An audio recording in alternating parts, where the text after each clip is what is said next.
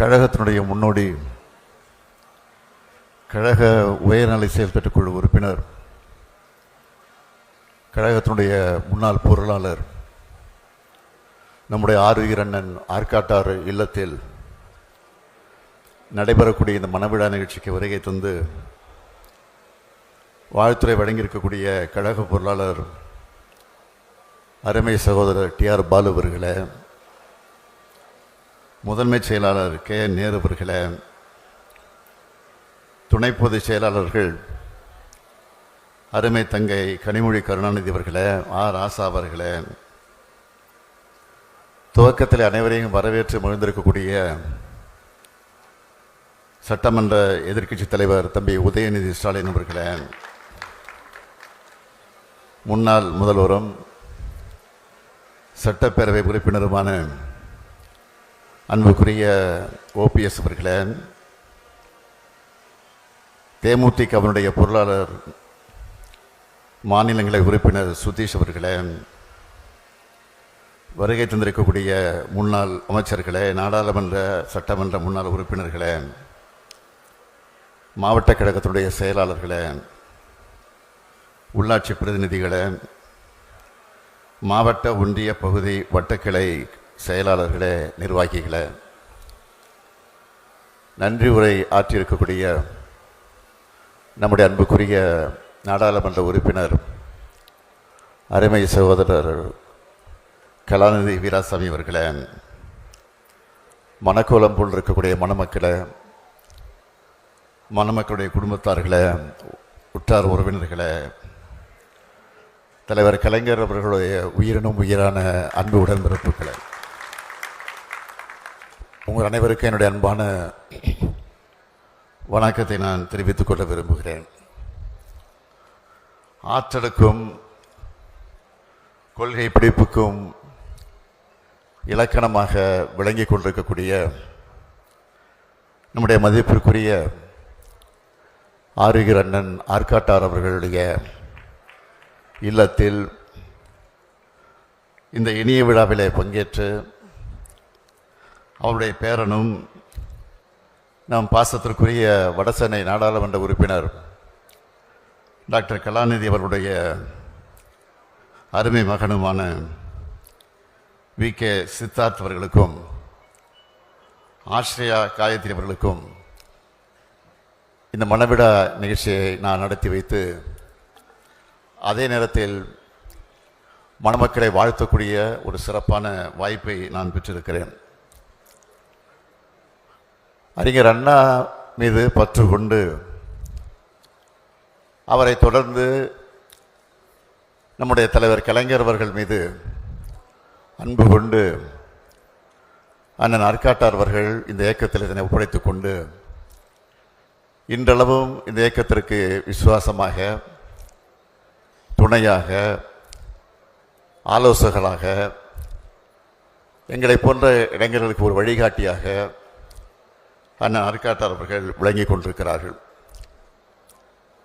துவக்க காலத்தில் அண்ணன் ஆற்காட்டார் அவர்கள் மின்துறையில் ஒரு ஊழியராக பணியாற்றி அதற்கு பிறகு அந்த மின்சாரத்துறையினுடைய அமைச்சராக பொறுப்பேற்கக்கூடிய அளவிற்கு உயர்ந்து அவர் இந்த இயக்கத்திற்கு பெருமை சேர்த்திருக்கிறார்கள். புலிக்கு பிறந்தது பூனையாகுமா என்ற அந்த பழமொழிக்கு ஏற்ப அண்ணன் ஆற்காட்டாருடைய அருமை மகன் நம்முடைய டாக்டர் கலாநிதி அவர்கள் இன்றைக்கு அவர் கழகத்துடைய வளர்ச்சிக்கு தலைமை கழகம் என்ன பணியிட்டாலும், கழகம் எந்த உத்தரவு வழங்கினாலும் அதை சிறமேற்கொண்டு பணியாற்றக்கூடிய ஒரு ஆற்றல் மிக்க ஒரு செயல் வீரனாக நம்முடைய கலாநிதி வீராசாமி அவர்கள் விளங்கி கொண்டிருக்கிறார்கள். தொலைக்காட்சியிலே விவாதத்தில் பங்கேற்பதாக இருந்தாலும் சரி, நம்முடைய கனிமொழி சொன்னது போல, டிஆர் பாலு சொன்னது போல, நாடாளுமன்றத்தில் ஏற்படக்கூடிய அந்த கூட்டத்தில் விவாதங்களை பங்கேற்கக்கூடிய அந்த சூழ்நிலையாக இருந்தாலும் மிக சிறப்பாக அந்த பணியை நிறைவேற்றுகிற ஒரு மக்கள் சேவகனாக அவர் விளங்கி கொண்டிருக்கிறார். இங்கே தம்பி உதயநிதி பேசுகிற போது சொன்னார், எனக்கு துணையாக தலைவர் கலைஞருக்கு எப்படி துணையாக இருந்தாரோ இன்றைக்கு நமக்கெல்லாம் துணையாக நான் அருக்காட்டாளர்கள் இருந்து கொண்டிருக்கிறார்கள்.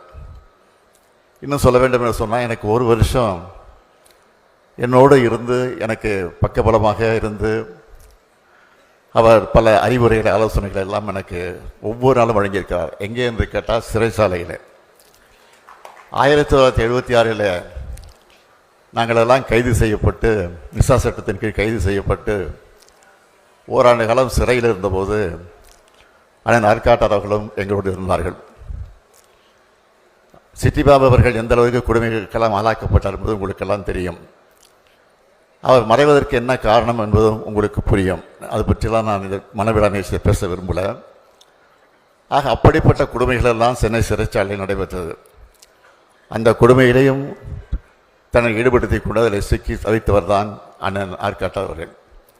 அதை பற்றியெல்லாம் கொஞ்சம் கூட கவலைப்படாமல் இன்னும் வெளிப்படையாக சொல்ல வேண்டும் என்று சொன்னால், நானெல்லாம் சிறையில் நிம்மதியாக தெம்போடு திராணியோடு இருந்தேன் என்று சொன்னால் அதற்கான ஆற்காட்டார் தான் காரணமாக இருந்தார் என்பதை நான் இந்த நேரத்தில் பெருமையோடு சொல்ல விரும்புகிறேன்.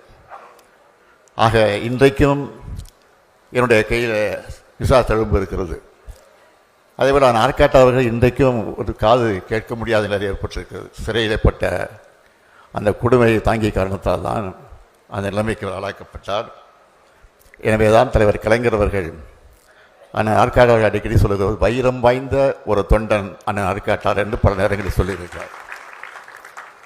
தலைவரிடத்தில் மட்டுமல்ல, பொதுச் செயலாளராக இருந்து வரைந்த நம்முடைய பேராசிரியர்களிடத்திலும் நன்மதிப்பு பெற்றவராக விளங்கியவர் நம்முடைய அருமையான ஆற்காட்டார் அவர்கள். அவர் பொருளாதார பதவியை எப்படி வைத்தாரோ அந்த பொறுப்பை நான் ஏற்றுக்கொண்டு பொருளாளராக இருந்தேன். அந்த பொருளாதார பதவியிலிருந்து இன்றைக்கு உங்களால் ஏற்றுக்கொண்டிருக்கக்கூடிய ஒரு தலைமை தொண்டனாக இந்த இயக்கத்துடைய தலைமை தொண்டன் சொன்னால் திராவிட முன்னேற்ற கழக தலைவராக இன்றைக்கு நான் பொறுப்பை ஏற்றிருக்கிறேன் என்று சொன்னால் அதெல்லாம் அவருடைய வழிகாட்டி தான் என்பதை நேரத்தில் நான் பெருமையோடு சொல்ல விரும்புகிறேன். ஒரு மாநில கட்சி எப்படி இருக்க வேண்டும் என்பதற்கு எடுத்துக்காட்டாக நம்முடைய திராவிட முன்னேற்ற கழகம் வழங்கி கொண்டிருக்கிறது.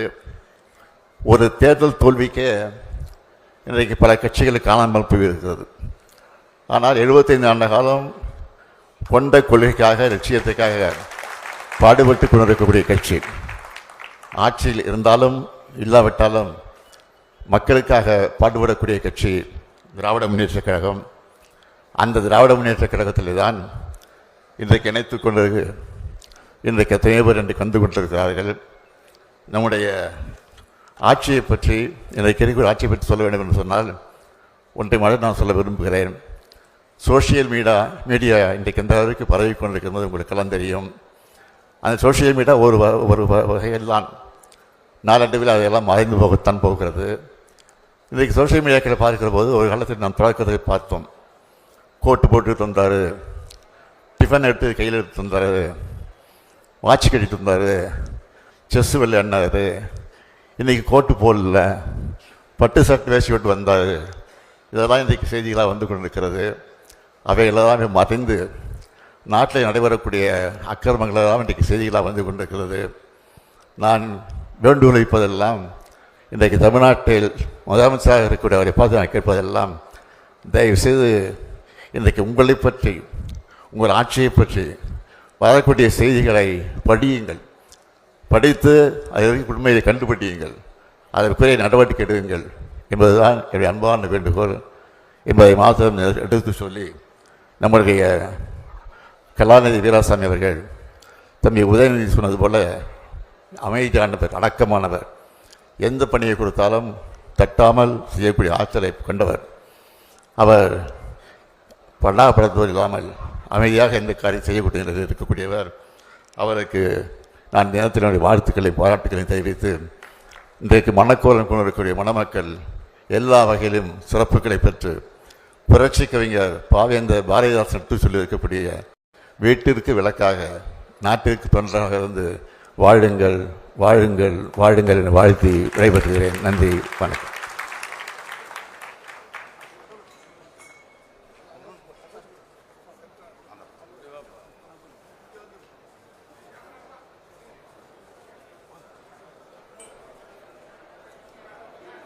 அப்படியே நினைங்க, அப்புறம் அவங்களுக்கு முறைங்க.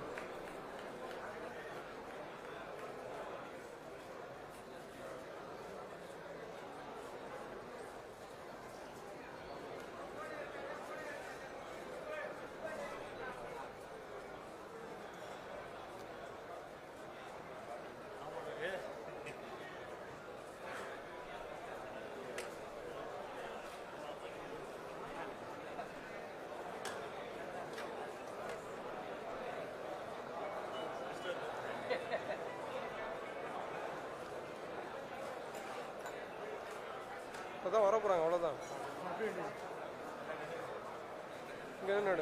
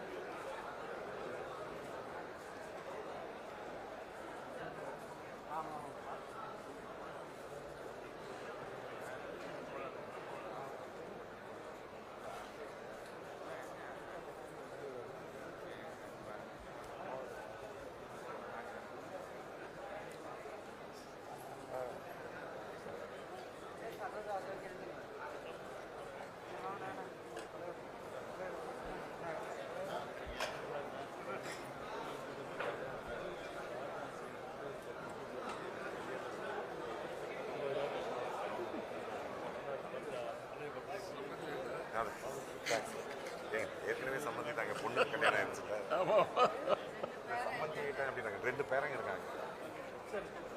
வாங்க